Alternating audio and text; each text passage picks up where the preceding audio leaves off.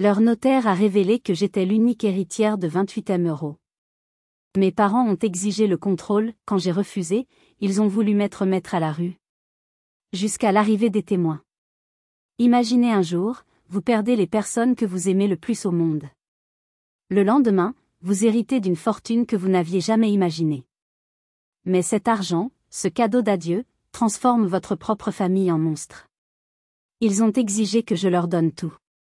Quand j'ai refusé, ils ont essayé de me jeter à la rue, de détruire ma carrière, de me briser. Ils pensaient que j'étais seule et faible. Ils ignoraient que mes grands-parents m'avaient laissé bien plus que de l'argent, ils m'avaient laissé une armée. Ceci est mon histoire. Avant de plonger dans les détails de cette bataille familiale, j'aimerais beaucoup savoir d'où vous m'écoutez. Dites-moi dans les commentaires de quelle ville ou de quel pays vous regardez cette vidéo, et quelle heure il est chez vous en ce moment. C'est fascinant de voir jusqu'où nos histoires peuvent voyager. Maintenant, revenons à ce jour qui a tout changé. Je suis assise sur une chaise inconfortable dans un coin du funérarium de Deauville. L'air est lourd, un mélange écœurant de l'odeur sucrée des lys et de l'odeur chimique de l'encaustique. Je serre contre ma poitrine l'écharpe en laine que mémé Odette m'a tricotée pour mes 20 ans. La laine est un peu rêche, usée par le temps, mais elle sent encore vaguement son parfum, un mélange de lavande et de cannelle. Je frotte le tissu entre mes doigts, espérant bêtement que cette simple texture puisse invoquer son esprit, sa chaleur, ne serait-ce qu'une seconde. Je ferme les yeux, non pas pour prier, mais pour me souvenir. Je revois ses mains, couvertes de taches de vieillesse mais si habiles, me montrant comment monter les mailles. La patience, ma petite Apolline, me disait-elle de sa voix douce comme le miel. C'est le fil qui répare tout, même les plus grands trous dans le cœur. Une seule larme, chaude et salée, s'échappe et roule sur ma joue. Une vraie larme. Pendant ce temps, le reste de ma famille est en pleine représentation. Ma mère, Véronique, est une actrice née pour les drames. Elle tamponne ses yeux parfaitement maquillés avec un mouchoir en soie brodé à ses initiales, laissant échapper à intervalles réguliers des sanglots théâtraux qui résonnent contre les murs lambrissés. Entre deux scènes, elle s'éclipse aux toilettes, d'où elle ressort avec un mascara frais et une moue encore plus tragique, juste à temps pour une nouvelle photo qu'elle poste sur ses réseaux sociaux. La lumière est horrible ici, je l'entends murmurer à elle-même en regardant son écran. Ça ne rend pas justice à mon chagrin. Mon père, Didier, se tient près de l'entrée, jouant le rôle du patriarche accablé. En réalité, il est en pleine négociation téléphonique, sa voix un sifflement coléreux. Ses frais sont absolument déraisonnables, crache-t-il dans son téléphone avant de jeter un œil autour de lui et de baisser le ton. Écoutez, ce n'est pas parce qu'on a une situation familiale compliquée que les affaires s'arrêtent. Une situation familiale. C'est ainsi qu'il qualifie la mort de ses propres parents. Une interruption malvenue dans le flux constant de ses alertes boursières. Et puis il y a Thierry, mon frère aîné. Affalé dans un fauteuil, il est un monument à l'indifférence. La lueur bleutée de son smartphone se reflète sur ses lunettes de marque tandis qu'il fait défiler des graphiques de crypto-monnaie. Il n'a pas levé la tête une seule fois, pas même quand notre vieille grand-tante est venue lui tapoter l'épaule, les yeux remplis de larmes. Il a simplement grogné quelque chose d'inintelligible. Je me sens comme une île déserte au milieu d'un océan d'indifférence. Je suis la seule à pleurer leur absence, tandis que semble déjà pleurer la future absence de leur argent. Je me souviens de Pépé Marcel, me montrant le moteur de son premier camion. Ses mains, larges et calleuses, posées sur les miennes. Tu vois, ma poulette, disait-il, comprendre comment les choses fonctionnent, c'est plus important que de savoir comment les acheter. Je les regarde, ma mère, mon père, mon frère, et une tristesse infiniment vahie, plus profonde encore que le deuil. Je ne pleure plus seulement mes grands-parents. Je pleure la famille que je pensais avoir, la famille que j'ai perdue bien avant ce jour funeste. Ils sont là, mais ils sont déjà partis, leurs esprits flottant dans un monde de chiffres et d'apparences. Ils ne voient pas le vide. Ils ne voient que l'opportunité. Et dans l'ombre, près de la porte, le regard perçant de Maître l'évêque, le notaire de la famille, ne manque rien de cette mascarade. Son visage est un masque de professionnalisme, mais je devine dans ses yeux une lueur de tristesse. Il sait. Il voit. Et j'ai le terrible pressentiment que le pire est encore à venir. Le lendemain, le bureau de maître l'évêque ressemble à une chambre funéraire de luxe. L'odeur du vieux papier et du cuir se mêle au silence pesant. Nous sommes assis sur des chaises rigides, face à son imposant bureau en acajou. L'atmosphère est électrique, chargée d'une cupidité à peine dissimulée. Ma mère a déjà sorti un carnet et un stylo, prête à prendre des notes comme si elle assistait à une réunion du conseil d'administration. Mon père, debout derrière elle, a adopté sa posture la plus intimidante. Ils n'attendent même pas les formalités. Maître, commence ma mère avec un sourire qu'elle veut charmant, nous pensions mettre la maison de campagne en vente dès que possible. Avec le marché actuel à Deauville, ce serait une folie de ne pas en profiter. J'ai déjà contacté un agent immobilier, un ami très cher. Mon père l'interrompt, impatient. Et l'entreprise? Il faut restructurer. J'ai quelques idées pour optimiser les liquidités. Thierry pourrait prendre un rôle plus actif. Mon frère, pour la première fois depuis 24 heures, lève les yeux de son téléphone.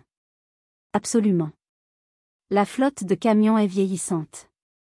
En vendant les plus anciens, je pourrais injecter le capital dans mon application. C'est l'avenir, papa. Pas ces vieux tacos. Il parle, il planifie, il se partage le butin avant même de savoir ce qu'il contient. Il parle de l'œuvre d'une vie, de la sueur de mon grand-père, comme s'il s'agissait d'une simple ligne sur un bilan comptable. Dans leur monde, je n'existe pas. Je suis un élément du décor, la petite conseillère d'orientation un peu simplette, celle qui gagne un SMIC et qui, bien sûr, ne comprend rien aux vraies affaires. Mon chagrin est une abstraction pour eux, une faiblesse. Maître l'évêque les laisse parler, son visage impassible. Puis, il pose ses mains à plat sur le bureau. Le petit bruit sec suffit à les faire taire. Si vous me le permettez, dit-il d'une voix qui ne laisse place à aucune réplique. Il sort un document scellé de sa serviette. J'ai ici les dernières volontés de Monsieur Marcel et Madame Odette Durand, rédigées et signées en ma présence il y a 6 mois. Il brise le seau de cire rouge avec un coupe-papier. Le son semble résonner dans le silence de mort qui s'est installé. Il ajuste ses lunettes et commence la lecture. Sa voix est monocorde, récitant les termes juridiques complexes. Je me perds dans les méandres des articles et des clauses. Mais eux, non. Ils sont suspendus à ses lèvres, leur corps tendu comme des arcs. Je vois la mâchoire de mon père se contracter. Les doigts de ma mère tapotent nerveusement son carnet. Ils attendent la répartition, le partage, leur dû. Et puis, le moment arrive. Maître l'évêque fait une pause qui semble durer une éternité. Il boit une gorgée d'eau. Il se racle la gorge. Chaque seconde est une torture. Pour conclure, dit-il enfin, et concernant la totalité de mes biens mobiliers et immobiliers, incluant sans exception la société Transport Durand et Fils, les comptes bancaires, les portefeuilles d'actions et l'ensemble des propriétés sises en Normandie et ailleurs. Il lève les yeux du document et me regarde droit dans les yeux. Un éclair de compassion traverse son regard habituellement si neutre. Je lègue l'intégralité de mes biens, évalués à ce jour à la somme de 28 millions d'euros, à ma seule et unique petite-fille bien-aimée, Apolline Durand. Le silence qui suit est assourdissant. 28 millions. Le chiffre flotte dans l'air, irréel. Mon cerveau refuse de le traiter. C'est impossible. Une erreur. Je regarde ma mère. Son visage est une statue de cire, son sourire figé s'est brisé en 1000 morceaux. Je regarde mon père. Une veine bat sur sa tempe. Ses yeux sont 2 fentes de haine pure. Il se lève lentement, s'appuie sur le bureau, son corps se penchant vers moi par-dessus le bois poli. Sa voix est un grondement sourd, vibrant de fureur. Qu'est-ce que tu as fait? Ce n'est pas une question. C'est le début des hostilités. C'est une blague? La voix de ma mère est stridente, hystérique. Ils étaient séniles. Elle les a manipulés, c'est évident. Cette petite sainte nitouche. Maître, vous ne pouvez pas laisser passer ça. Thierry, fidèle à lui-même, surenchérit. Elle a toujours été leur préférée. Elle passait son temps à leur tourner autour, à jouer la petite fille parfaite. Tout ça, c'était calculé. Il se déchaîne, un cœur de vautour frustré. Les accusations pleuvent, plus venimeuses les unes que les autres. Je suis une manipulatrice, une profiteuse, une voleuse. Je suis assise là, pétrifiée, incapable de me défendre. Les mots ne sortent pas. Comment leur expliquer que la seule chose que je voulais d'eux, c'était leur amour? Que leur argent était la dernière chose qui m'importait? Silence. La voix de maître l'évêque claque comme un coup de fouet. Instantanément, ils se taisent, surpris par son autorité. Je vous demande de vous asseoir. Tous les trois. Ils obéissent, mais leur corps reste tendu, prêt à bondir. Le notaire se tourne vers son ordinateur portable posé sur un coin du bureau. Vos parents, ou grands-parents, n'étaient ni séniles, ni faibles d'esprit, dit-il en tapant quelques commandes. Ils étaient, au contraire, d'une lucidité redoutable. Ils avaient anticipé cette réaction. Précisément cette réaction. Ils pivotent l'écran vers nous. Et soudain, leurs visages apparaissent, remplissant tout l'espace. Pépé Marcel et Mémé Odette. Ils sont assis sur leur banc favori, dans le jardin baigné de la lumière dorée de la fin d'après-midi. Ils semblent fatigués, les traits creusés par la maladie, mais leurs regards sont droits, déterminés. C'est mon grand-père qui parle le premier, sa voix rocailleuse mais stable. Didier, notre fils. Si tu regardes cette vidéo, c'est que notre testament t'a mis en colère. Tu as toujours pensé que tout cela te revenait de droit. Mais un héritage, vois-tu, ça se mérite. Pas avec de l'argent, mais avec du respect. Ma mère laisse échapper un hoquet indigné. La voix douce de Mémé Odette prend le relais, et elle s'adresse directement à elle. Véronique. Nous t'avons accueillie dans cette famille comme notre propre fille. Nous t'avons regardé transformer notre fils, l'éloigner de nous, le pousser vers une quête sans fin d'apparence et de statut social. Nous avons vu tes yeux briller, non pas d'amour pour nous, mais de convoitise pour ce que nous possédions. Elle marque une pause, et son regard semble traverser l'écran pour nous transpercer. Et toi, Thierry, notre petit-fils? Quand as-tu cessé de nous voir comme tes grands-parents pour ne plus voir que des portefeuilles sur pattes? La caméra tremble un peu, tenue par une main invisible, probablement celle de l'infirmière. C'est Pépé qui conclut, sa voix se brisant légèrement. Nous avons tout vu. Tout entendu. Vos plans pour notre maison, pour notre entreprise, discutés à voix basse pendant que nous étions dans la pièce d'Axe en grave côté. Votre impatience. Votre cupidité. C'est un poison qui vous a rongé. Le seul antidote que nous ayons trouvé, c'est Apolline. Il cherche ma main à l'écran, même si je ne suis pas là. Elle est la seule qui n'a jamais rien demandé. La seule qui venait pour nous. C'est à elle que nous confions notre héritage. Non pas l'argent. Mais les valeurs sur lesquelles nous l'avons construit, le travail, l'honnêteté, et l'amour. Protège-le, ma chérie. La vidéo se coupe. L'écran devient noir. Dans le bureau, personne ne bouge. La vérité crue, livrée par les morts eux-mêmes, les a laissés sans voix. Je regarde leur visage. Ce n'est pas de la tristesse ou du remords que j'y lis. C'est une humiliation profonde, qui se transforme sous mes yeux en une rage froide et pure. Leurs masques sont tombés. Il n'y a plus de père, de mère, de frère. Il n'y a que des adversaires. Et moi, au milieu. La cible. Nous sortons du bureau en silence. Un silence lourd, menaçant. Le ciel normand, bas et gris, semble refléter la tempête qui gronde en moi. Alors que je cherche mes clés dans mon sac, la main tremblante, mon père m'intercepte sur le parking. Il me bloque le passage, son corps massif faisant de l'ombre à ma petite Twingo. On doit parler, dit-il d'un ton qui n'invite à aucune discussion. Ma mère et Thierry se placent de chaque côté, formant un demi-cercle, me piégeant. Écoute-moi attentivement, Apolline, commence mon père, sa voix un murmure dangereux. Cette petite mise en scène, cette vidéo, c'est du grand n'importe quoi. Tes grands-parents n'avaient plus toute leur tête.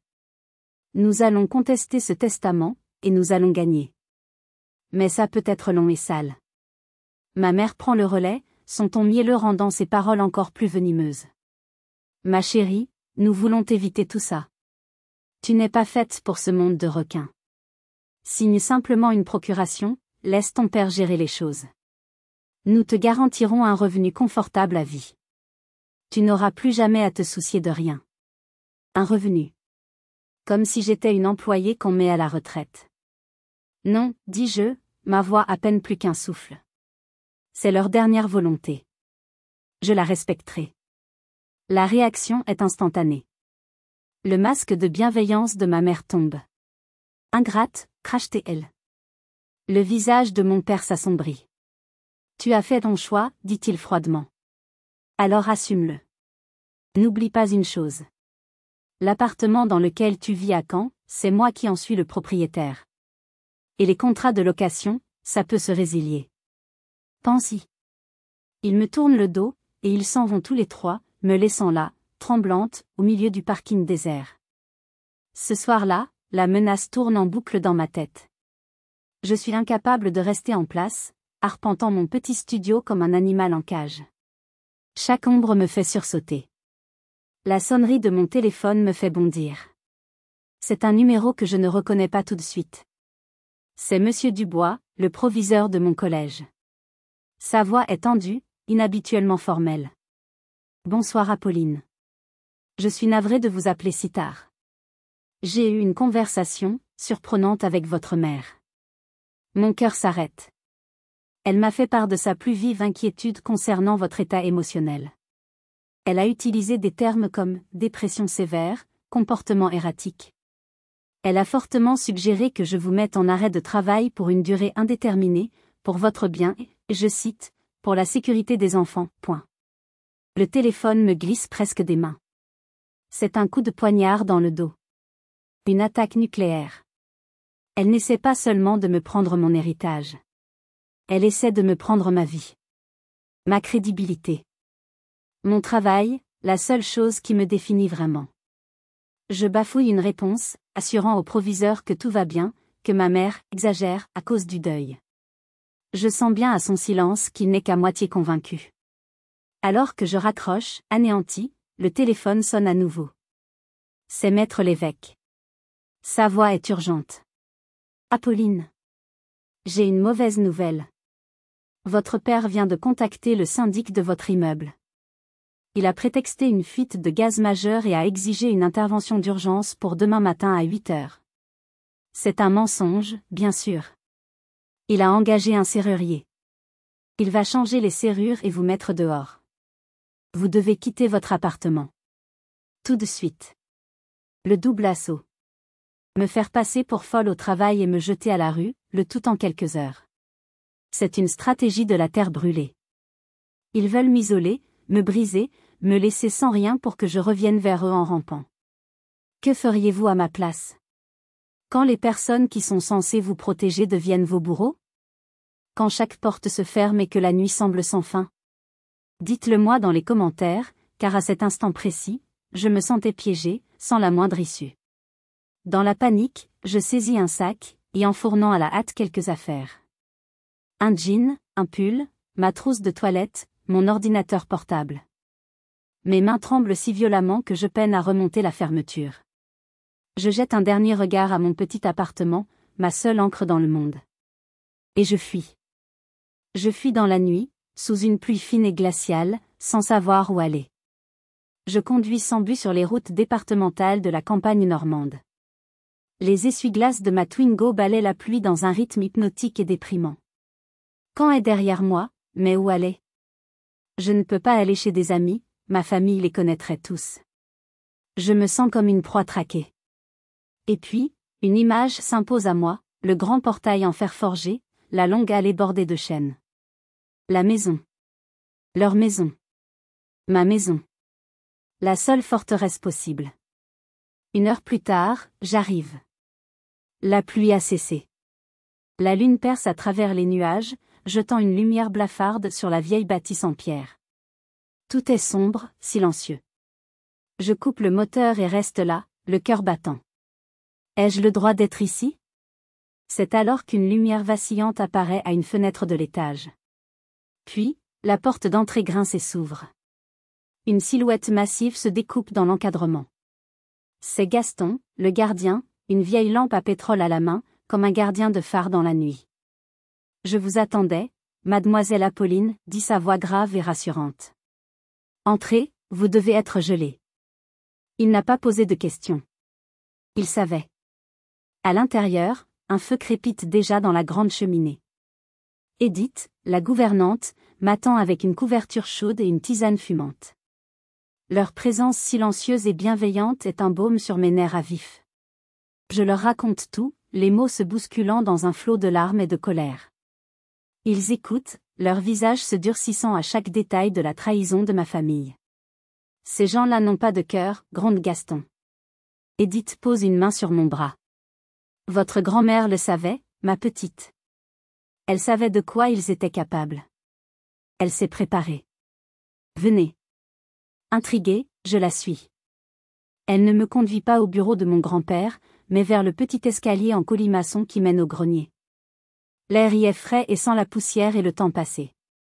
La lumière de la lampe d'Edith danse sur des montagnes de souvenirs, des meubles recouverts de draps, des jouets d'enfants, des piles de livres. Elle m'a fait monter ici il y a 1 an, explique Edith à voix basse, comme si elle partageait un secret sacré. Elle m'a montré une vieille malle en bois. Et elle m'a dit, Edith, mon amie, si un jour un grand malheur arrive après mon départ, et si notre Apolline vient se réfugier ici, seule et le cœur en peine, tu lui donneras cette malle. C'est sa police d'assurance, point. Elle désigne une grosse malle en bois cerclée de fer, nichée sous un vieux fauteuil Voltaire éventré. Elle est lourde. Gaston monte nous aider à la descendre dans le salon. Le bruit du couvercle qui s'ouvre résonne dans la pièce silencieuse. L'intérieur est tapissé de velours rouge délavé. Et il est rempli. Pas de bijoux, pas d'or. Mais de carnets, de dossiers, de cassettes. Un arsenal. Je sors le premier carnet. C'est un journal intime. Je reconnais l'écriture élégante de Mémé Odette. J'ouvre une page au hasard. La date, 10 mars 2020. Didier a encore perdu une somme folle en bourse. Il est venu demander à Marcel de couvrir ses pertes. Il a pleuré, a parlé de faillite, de déshonneur. Marcel, comme toujours, a cédé. Il a signé un chèque. Je crains que ce ne soit un puits sans fond. Je feuillette, les mains tremblantes. Chaque page est une chronique de leur cupidité, de leurs mensonges. Des demandes d'argent incessantes, des projets d'investissement foireux de Thierry, des remarques de Véronique sur la décoration vieillotte de la maison. Mais il y a pire. Edith sort un dossier du fond de la malle. À l'intérieur, des copies de documents. Des reconnaissances de dettes que mon père n'a jamais honorées, totalisant des centaines de milliers d'euros. Et des cassettes. Des petites micro-cassettes. Votre grand-mère avait un petit dictaphone, m'explique Edith. Elle enregistrait parfois ses conversations téléphoniques. Elle disait que sa mémoire n'était plus ce qu'elle était. C'est une excuse, bien sûr. C'était une stratège. Je glisse une cassette dans le vieux lecteur du bureau. La voix de ma mère, suave et manipulatrice, « Mais maman, tu es sûre que tu ne veux pas me donner une procuration sur tes comptes ? Ce serait tellement plus simple pour gérer les factures. » Je reste là, au milieu du salon, entouré de la preuve méticuleusement rassemblée de la trahison de ma famille. Ma grand-mère n'était pas seulement une femme douce qui tricotait des écharpes. C'était une lionne qui protégeait son petit. Et elle venait de me léguer ses griffes. Le lendemain matin, la maison est transformée. Le grand salon n'est plus un lieu de deuil, mais un quartier général de crise. La table en chêne, où Mémé servait ses tartes du dimanche, est maintenant recouverte de documents qui constituent un véritable acte d'accusation. Mon conseil de guerre est réuni. Maître l'évêque, qui a fait la route de Caen à l'aube, examine les cassettes et les journaux intimes avec une concentration intense. C'est au-delà de ce que j'imaginais, dit-il, sa voix tendue. Ceci n'est plus une simple affaire de succession. Nous avons des éléments qui relèvent du pénal. Abus de confiance, harcèlement moral. Pascal, la directrice d'exploitation que mon grand-père considérait comme sa fille spirituelle, elle a aussi. Elle a les yeux rougis de colère. Je savais que Didier était un incapable, mais je ne le pensais pas capable d'une telle cruauté. Marcel a passé sa vie à le protéger, à cacher ses échecs. Voilà comment il est remercié. Rémi, le conseiller financier, un homme habituellement si calme, tape nerveusement du stylo sur son bloc-notes. Nous devons agir vite. J'ai déjà gelé tous les comptes et investissements. J'ai mis en place des mots de passe et des procédures de vérification que seul vous, Apolline, pouvez valider. Ils ne pourront plus siphonner un centime. Leur présence, leur détermination, me donnent une force que je ne pensais pas posséder. Je ne suis plus seule. Nous sommes une équipe. Mais alors que nous commençons à bâtir notre défense, l'ennemi lance une nouvelle offensive, sur un terrain que je n'avais pas anticipé, la guerre de l'image. Mon téléphone vibre. C'est une amie qui m'envoie un lien. Je clique. Je tombe sur une page de réseau social intitulée « Justice pour l'héritage Durand ». Elle a été créée la veille par mon frère. La photo de profil est un portrait souriant de mes grands-parents. En quelques heures, la page a déjà des centaines de membres. Thierry y a publié un long texte, un chef-d'œuvre de manipulation. Il y parle de sa « pauvre sœur Apolline », fragile et influençable, qui serait tombée sous la coupe d'un « entourage malveillant », nous, évidemment, cherchant à la dépouiller.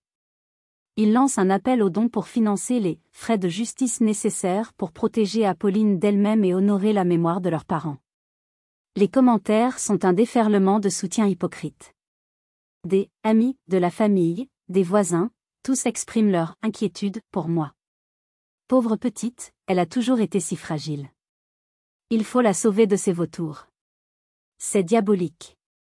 Ils retournent la situation, me faisant passer pour la victime qu'il faut sauver, alors que je suis celle qu'ils attaquent. Je me sens nauséeuse. Mais le coup de grâce n'est pas encore arrivé. Le facteur sonne. Il a un colis pour moi. Une enveloppe cartonnée, sans expéditeur. Mes mains tremblent en l'ouvrant. À l'intérieur, il n'y a pas de menace explicite. Il y a une dizaine de photos de moi. Des photos prises à mon insu, récemment. Moi sortant de mon collège à Caen. Moi faisant mes courses au supermarché. Moi assise seule à une terrasse de café. Quelqu'un m'a suivi. M'a espionné. C'est un message clair, nous savons où tu es. Nous te surveillons. Je laisse tomber les photos sur la table. La peur, froide et paralysante, me saisit à la gorge. Ils ne reculeront devant rien.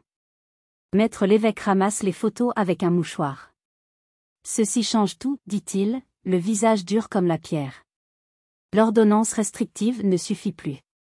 Nous allons porter plainte pour harcèlement et mise en danger de la vie d'autrui. La guerre vient de monter d'un cran. Je regarde mes alliés, leurs visages déterminés. Ils ont peur pour moi, je le vois. Mais je vois aussi leur résolution. Ils ne m'abandonneront pas. Ils veulent la guerre totale ? Ils l'auront. La confrontation directe était inévitable. Ils sont venus une semaine plus tard, un après-midi gris de début d'automne. Je les ai vus arriver par la caméra de surveillance que Rémi avait fait installer.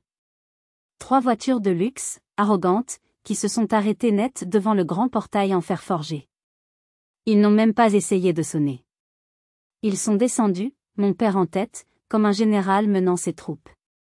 Apolline, ouvre, a-t-il hurlé, sa voix portée par le vent.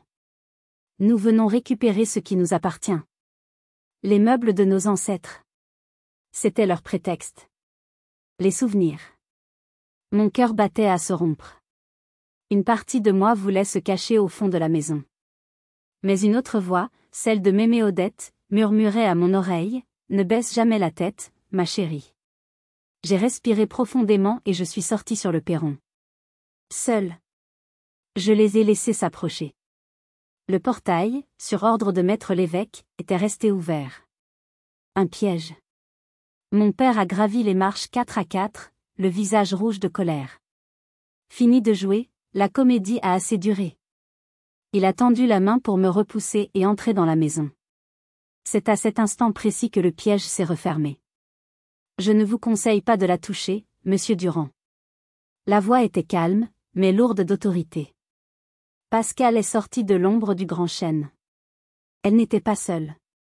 Derrière elle, 5 chauffeurs de l'entreprise, des colosses aux mains comme des battoirs, des hommes qui avaient travaillé pour mon grand-père pendant plus de 20 ans. Ils se sont avancés lentement, sans un mot, et ont formé une ligne infranchissable derrière moi. Le visage de mon père s'est figé. Il a balayé la scène du regard, cherchant une issue. Mais le spectacle ne faisait que commencer. La porte d'entrée s'est ouverte, révélant Edith, qui tenait un téléphone à la main, l'application, dictaphone, bien visible, et Gaston, qui tenait une fourche, l'air de vouloir nettoyer les feuilles mortes juste à côté des pieds de mon père. De l'autre côté de la petite route, des rideaux s'écartaient. Les voisins regardaient. Madame Chevalier, l'amie de Mémé, était sur son perron, son téléphone portable pointé dans notre direction.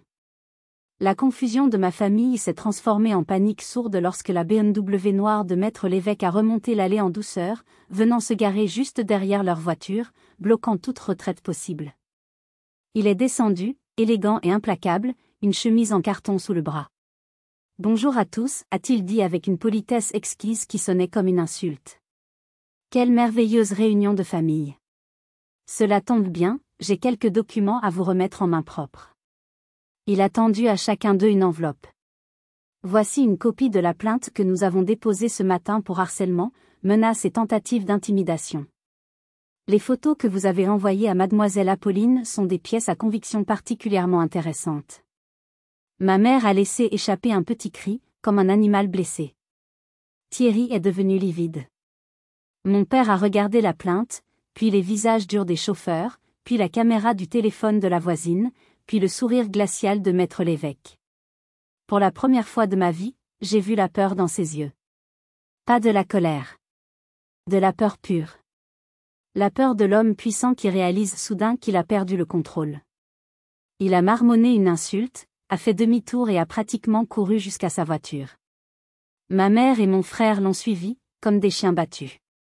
Ils ont démarré en trombe, le bruit de leur moteur puissant déchirant le silence de la campagne. Je suis restée sur le perron, tremblante, entourée de ma garde rapprochée improbable.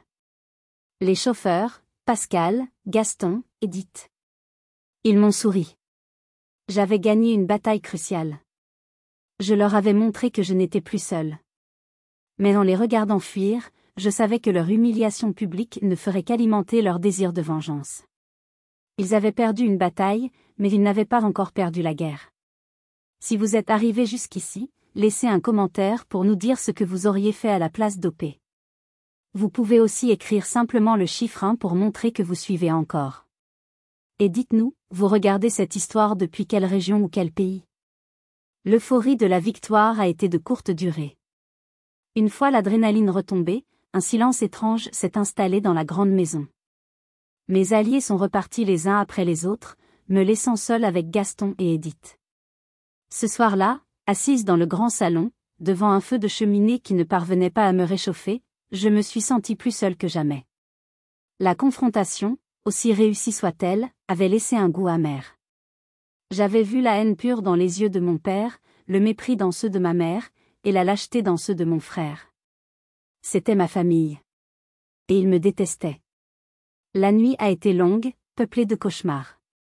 Je me revoyais sur le perron, mais cette fois, j'étais seule. Les chauffeurs n'étaient pas là, Pascal non plus. Mon père avançait vers moi, et je ne pouvais ni bouger, ni crier. Je me suis réveillée en sueur, le cœur battant à tout rompre. Je me suis levée et j'ai erré dans la maison endormie, une ombre parmi les ombres. Je suis entrée dans le bureau de mon grand-père. L'odeur de tabac froid et de vieux papier flottait encore dans l'air. Je me suis assise dans son grand fauteuil en cuir usé, celui où il m'asseyait sur ses genoux pour me lire des histoires. Et là, dans le silence de la nuit, j'ai craqué. Toute la force, toute la détermination que j'avais affichée s'est effondrée. Je n'étais plus l'héritière courageuse. J'étais juste Apolline, une jeune femme de 29 ans, complètement dépassée. Le poids de la responsabilité, de la haine, de la peur, est devenu insupportable. Et si j'abandonnais? L'idée s'est insinuée en moi, séduisante et terrible. Leur donner une partie de l'argent. Signer les papiers. Acheter la paix. Retourner à ma petite vie tranquille à Caen, à mes élèves qui avaient des problèmes bien plus simples à résoudre. Oublier les millions, les avocats, la guerre. J'ai pris mon téléphone. Mes doigts ont composé le numéro de Maître Lévesque. Il était presque 3 heures du matin, mais je savais qu'il comprendrait. Il a décroché, sa voix immédiatement alerte. « Apolline ? Est-ce que tout va bien ? Les larmes que je retenais depuis des jours ont jailli. Non, ai-je sangloté. Rien ne va bien. Je n'en peux plus. Je veux arrêter. C'est trop lourd, trop sale. Je vais les appeler demain. Je vais leur donner ce qu'ils veulent. Je veux juste retrouver ma vie. Il y a eu un long silence. Je m'attendais à ce qu'il essaie de me raisonner, de me rappeler mes devoirs. Mais il a fait tout autre chose. Apolline, a-t-il dit d'une voix douce, presque paternelle. Pouvez-vous me décrire le fauteuil dans lequel vous êtes assise? La question était si inattendue que j'ai arrêté de pleurer. C'est le fauteuil de Pépé. En cuir marron. Il est tout usé sur l'accoudoir droit. Pourquoi est-il usé à cet endroit précis, a-t-il continué? Parce que c'est là qu'il posait sa main quand il réfléchissait. Il caressait le cuir, encore et encore. Exactement, a dit maître l'évêque. Ce fauteuil n'est pas usé par le temps, Apolline. Il est usé par la pensée. Par des décennies de décisions difficiles, de soucis, de batailles menées pour construire ce que vous avez aujourd'hui. Vos grands-parents ne vous ont pas laissé un cadeau empoisonné. Ils vous ont légué le fruit de leur propre combat. Ils ne vous demandent pas de ne pas avoir peur ou de ne pas douter. Ils vous demandent simplement de vous asseoir dans ce fauteuil et de réfléchir, comme ils l'ont fait avant vous. La décision vous appartient, et quelle qu'elle soit, je la respecterai. Dormez maintenant. La nuit porte conseil. J'ai raccroché. J'ai regardé l'accoudoir usé. Et pour la première fois, je n'ai pas senti le poids de l'héritage, mais la force de ceux qui me l'avaient transmis. J'ai passé ma main sur le cuir, là où la sienne s'était posée des milliers de fois. La peur était toujours là, mais elle n'était plus seule. Il y avait aussi de la détermination. Le soleil commençait à poindre à l'horizon, colorant le ciel de teintes roses et oranges. La nuit de doute était terminée. L'aube d'une nouvelle stratégie se levait. Ma nouvelle stratégie était simple, inspirée par une vieille maxime de mon grand-père: la meilleure défense, c'est de construire quelque chose de si solide que l'ennemi ne peut même pas l'égratigner. J'ai décidé de cesser de réagir à leurs attaques et de commencer à bâtir activement un héritage positif, un héritage qui serait ma meilleure armure. Mon premier champ de bataille fut l'entreprise. J'ai passé des jours et des nuits avec Pascal, plongeant dans les comptes, les contrats, l'histoire de Transport Durand. J'ai rencontré chaque employé, non pas dans un bureau, mais dans les garages, les entrepôts, sur les quais de chargement. J'ai écouté leurs histoires, leurs inquiétudes, leurs espoirs. Une semaine plus tard, j'ai convoqué une réunion générale dans le grand hangar, l'odeur de diesel et de travail flottant dans l'air. Debout sur une palette en bois, j'ai pris la parole. Mon grand-père a fondé cette entreprise sur une idée simple: un camionneur n'est pas un employé, c'est un partenaire. Au fil des ans, cette idée a peut-être été oubliée. Aujourd'hui, nous allons la faire revivre. J'ai annoncé une série de mesures radicales: la mise en place d'un système de participation aux bénéfices où 15% des profits annuels seraient redistribués à tous les salariés, la création d'une mutuelle d'entreprise couvrant intégralement les familles, et le lancement d'un fonds de bourse d'études pour les enfants du personnel souhaitant poursuivre des études supérieures ou techniques. L'annonce a été accueillie par un silence stupéfait, puis par un tonnerre d'applaudissements et de cris de joie. Des hommes aux mains calleuses, qui en avaient vu d'autres, avaient les larmes aux yeux. À cet instant, Transport Durand n'était plus seulement l'entreprise de mon grand-père. C'était devenu la nôtre. En parallèle, j'ai mis en branle la Fondation Marcel et Odette Durand. Son premier projet, financé par une dotation initiale d'1 million d'euros, était de s'associer avec les lycées professionnels de la région pour créer un programme « Apprentis d'excellence », offrant du matériel de pointe et des stages rémunérés aux jeunes se formant au métier manuel. Les nouvelles de ces initiatives se sont répandues bien plus vite que les calomnies de ma famille. Le journal local en a fait sa une. La radio régionale m'a interviewé. Je n'ai pas dit un mot sur le conflit familial. J'ai parlé de mon grand-père, de ses valeurs, de l'importance de la communauté. J'étais en train de construire un bouclier de bonne volonté, plus résistant que n'importe quelle ordonnance de justice. La contre-attaque de mon père ne s'est pas fait attendre. Il a vu que je gagnais la bataille de l'opinion publique et a décidé de porter le combat sur son terrain, le monde des affaires. Le déjeuner annuel de la Chambre de commerce de Deauville était l'occasion parfaite. Il a usé de son influence pour s'assurer une place à la tribune. Son plan, comme me l'a rapporté une source de Pascal, était de prononcer un discours poignant sur l'héritage familial bafoué et de m'accuser publiquement de mettre en péril l'entreprise par ma gestion naïve et dépensière. J'y suis allée, le cœur serré, mais la tête haute. J'étais assise à une table avec Pascal et quelques-uns de nos plus anciens chauffeurs. Mon père était à la tribune, son discours à la main, un sourire suffisant aux lèvres. Mais juste avant qu'il ne prenne la parole, le président de la Chambre de commerce est monté sur scène pour une annonce spéciale. Mesdames et messieurs, a-t-il commencé, cette année, nous avons décidé de créer un nouveau prix pour honorer une entreprise qui non seulement excelle dans son domaine, mais qui fait aussi preuve d'un engagement social et humain exceptionnel.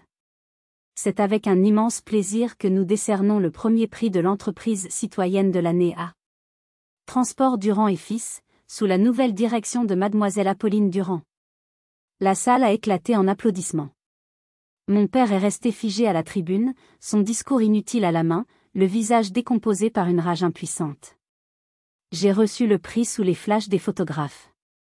En descendant de scène, j'ai croisé le regard de mon père. Il a compris. Il ne se battait plus contre sa fille. Il se battait contre l'héritage vivant de son propre père. Et c'était une bataille qu'il ne pouvait pas gagner. L'humiliation publique de mon père a été le catalyseur de leur implosion. Leur monde, construit sur un réseau d'apparence et d'influence, s'est effondré comme un château de cartes. Les partenaires d'affaires, qui valorisent la stabilité et la réputation par-dessus tout, ont commencé à annuler leurs rendez-vous avec lui.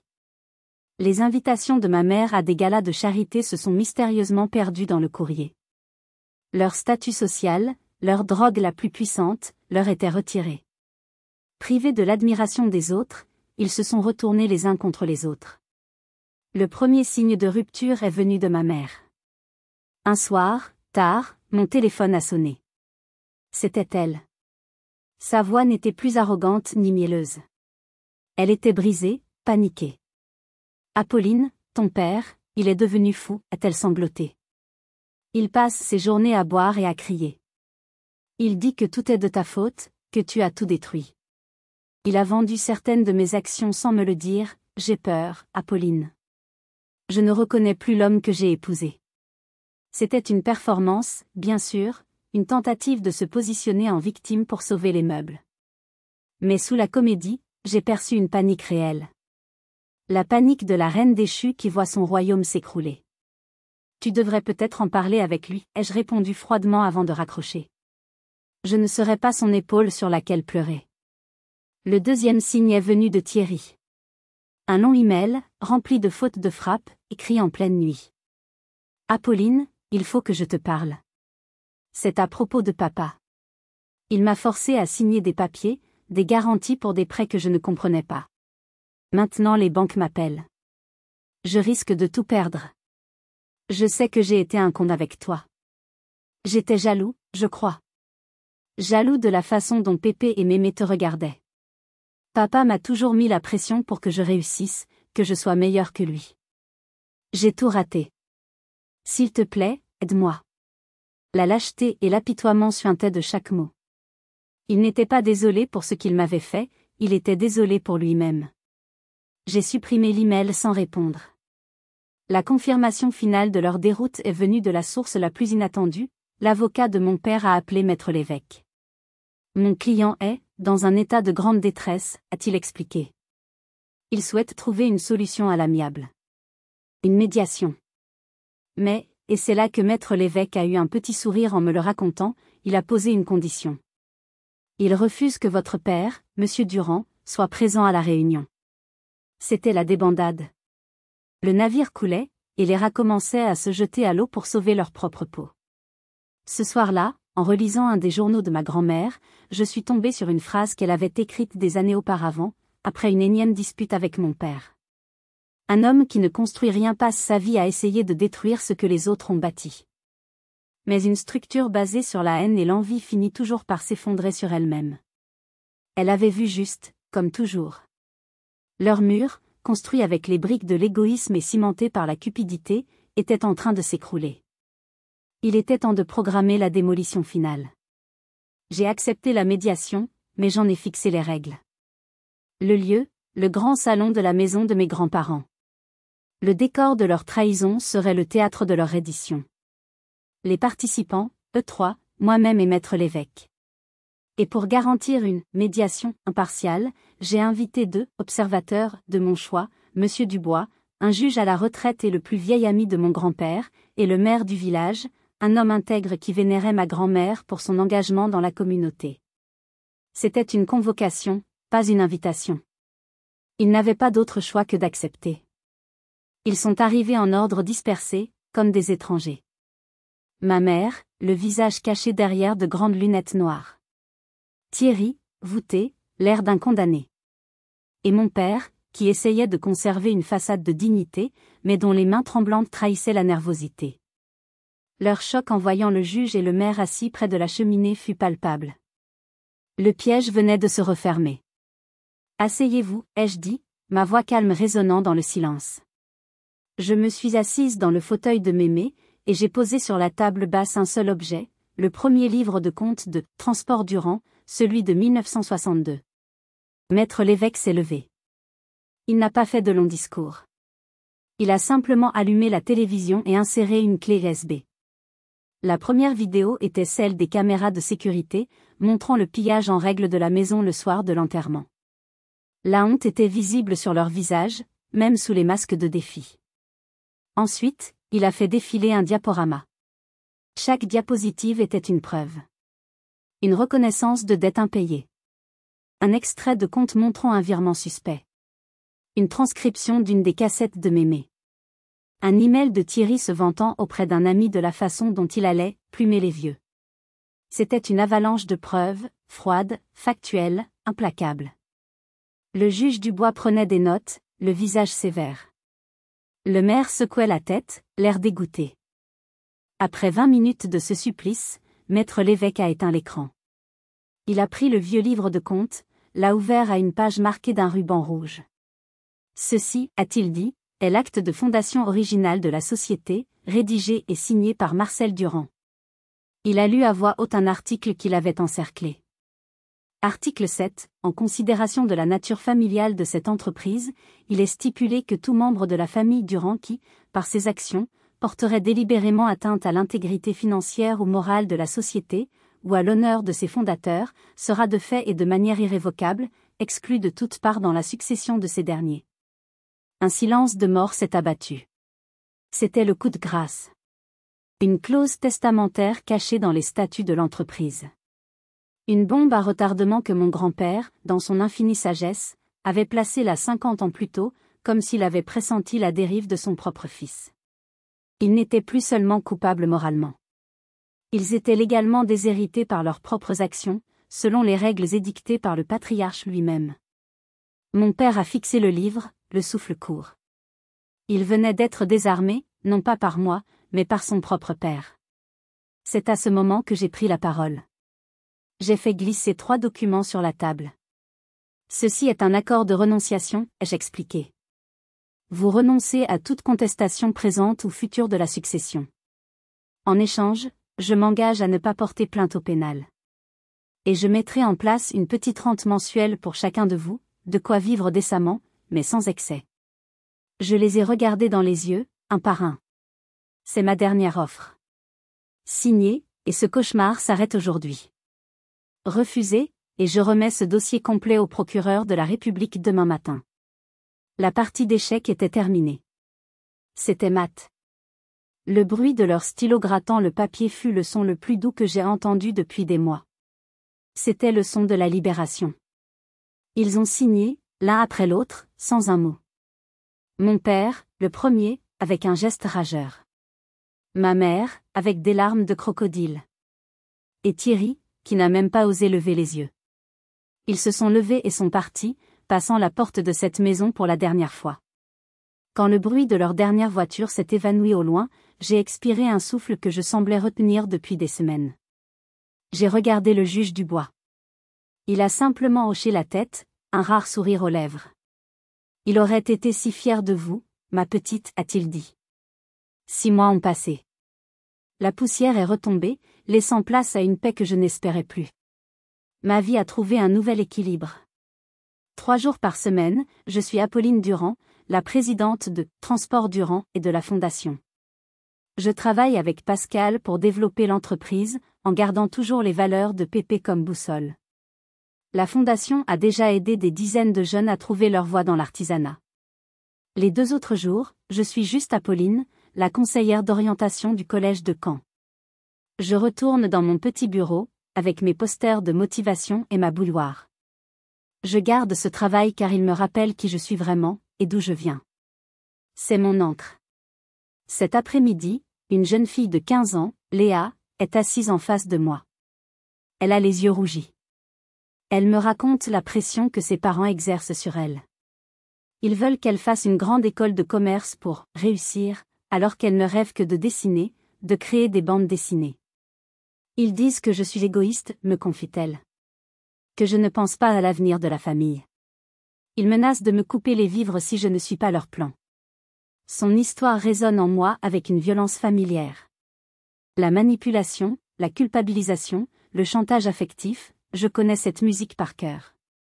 Je l'écoute jusqu'au bout, sans l'interrompre. Puis, au lieu de lui donner des conseils théoriques tirés de mes manuels, je lui parle avec mon cœur. Je lui parle de la différence entre l'amour et le contrôle. Je lui parle de l'importance de mettre des limites pour se protéger. Je lui dis que sa valeur n'est pas définie par la réussite qu'elle apporte à ses parents, mais par la joie qu'elle trouve à suivre son propre chemin. À la fin de notre séance, je lui tends une brochure. Ce n'est pas celle d'une école de commerce. C'est le formulaire d'inscription pour un atelier de création de romans graphiques, entièrement financé par la Fondation Marcel et Odette Durand. Ses yeux s'écarquillent, puis s'illuminent d'un espoir que je n'avais pas vu au début de l'heure. Vous pensez que je pourrais ? Demande-t-elle timidement. Je pense que tu dois essayer, je lui réponds en souriant. En la regardant partir, un peu plus grande, un peu plus droite, je comprends enfin le sens de tout ce que j'ai traversé. L'héritage de mes grands-parents, ce n'était pas les 28 millions d'euros. C'était cette conversation. C'était la capacité de reconnaître la douleur d'une autre âme et de lui offrir, non pas une solution miracle, mais un outil, une possibilité, une lueur d'espoir. Ce soir, je suis dans le jardin.